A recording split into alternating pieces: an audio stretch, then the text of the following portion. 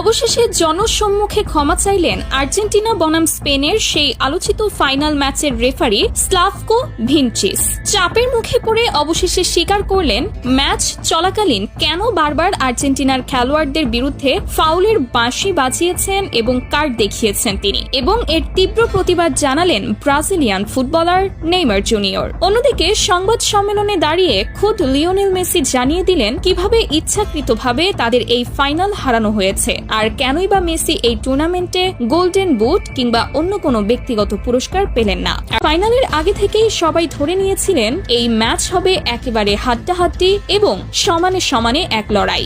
বাংলাদেশ সময় রাত 1টায় শুরু হয় এই মহা গুরুত্বপূর্ণ ফাইনাল। খেলার শুরুটাও হয়েছিল ঠিক তেমনই। আর্জেন্টিনা যথেষ্ট ভালো খেলছিল, স্পেনও নিজেদের সাধ্যমতো ভালো ফুটবল উপহার দিচ্ছিল, কিন্তু খেলার বয়স যখন 10 মিনিট পার হলো তখন থেকেই শুরু হলো এক রহস্যময় পরিবর্তন। আর্জেন্টিনা যেন হঠাৎ করেই নিজেদের স্বাভাবিক খেলার ছন্দ ভুলে গেল। একের পর এক ভুল পাস, উদ্দেশ্যহীন শট, বল কাকে দিচ্ছে কেন দিচ্ছে যেন কিছুই তারা বুঝে উঠতে পারছিল না মাঠে। অন্যদিকে স্পেনের খেলায় ছিল এক অন্যরকম সৌন্দর্য।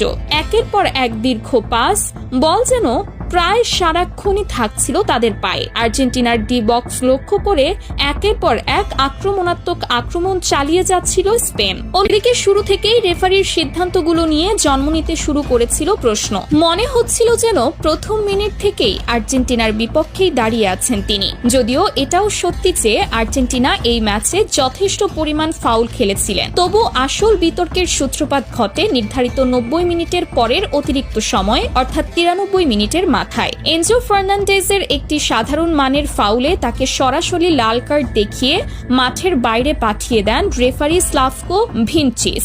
লাল কার্ডের সিদ্ধান্তের সঙ্গে সঙ্গেই মাঠে থাকা লিওনেল মেসি সহ বাকি খেলোয়াড় এবং মাঠের বাইরে থাকা কোচ লিওনেল স্কালোনি তীব্র প্রতিবাদ জানান। তারা দাবি করেন VAR প্রযুক্তির মাধ্যমে সিদ্ধান্তটি আরেকবার পর্যালোচনা করা হোক, কিন্তু রেফারি সেই দাবিতে কর্ণপাত করেননি।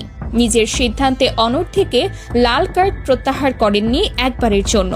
এই মুহূর্ত থেকেই আর্জেন্টিনার খেলা আরো তলানিতে গিয়ে ঠেকে। স্পেনের মতো এত সুসংগঠিত এবং গোছানো একটি দলের বিপক্ষে মাঠে একটি খেলোয়াড় কম নিয়ে খেলাটা আর্জেন্টিনাকে ভেতর থেকে কুড়ে কুড়ে খেতে শুরু করে। ঠিক এই সুযোগেই স্পেনের ফরওয়ার্ড ফেরান তোরেস গার্সিয়ার একটি গোলে এগিয়ে যায় স্পেন।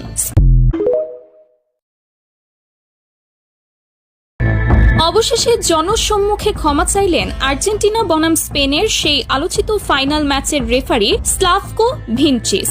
চাপের মুখে পড়ে অবশেষে স্বীকার